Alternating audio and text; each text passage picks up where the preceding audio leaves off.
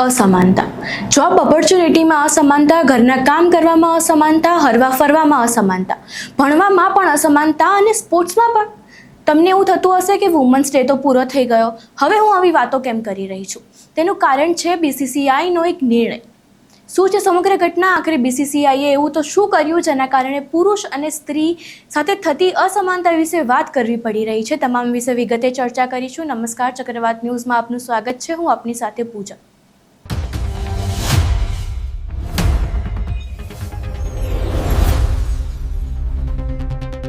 ભારતીય men's cricket ટીમે હાલમાં T20 વર્લ્ડ કપ જીતતા સમગ્ર દેશમાં ખૂબ જ ખુશીનો માહોલ જોવા મળી રહ્યો છે. આ જીત બાદ BCCI દ્વારા 131 કરોડ રૂપિયાના બોનસની જાહેરાત કરવામાં આવી છે, જે સમગ્ર ટીમ વચ્ચે વહેંચાશે. પરંતુ આ ખુશીના માહોલ વચ્ચે એક મહત્વનો પ્રશ્ન ઊભો થયો છે. શું ભારતીય ક્રિકેટમાં મેન્સ અને ફિમેલ્સ ટીમને એક જેવું ટ્રીટ કરવામાં આવે છે કે તેમની વચ્ચેની અસમાનતાનો ખાડો હજુય પૂરાયો નથી?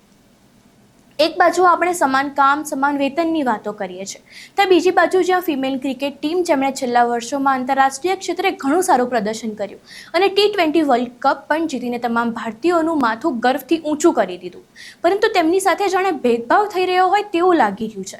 કારણ કે વર્લ્ડ કપ જીત્યા બાદ તેમને 51 કરોડનું ઇનામ આપવામાં આવ્યું છે, જે મેન્સની ટીમનું અડધું પણ નથી.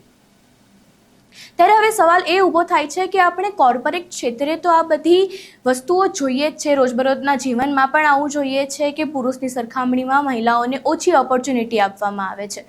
ત્યારે હવે શું આ ઇનઇક્વાલિટી, લેસ એપ્રિશિએશન જેવી નીચી કક્ષાની વિચારધારા સ્પોર્ટ્સમાંથી પણ નહીં છે?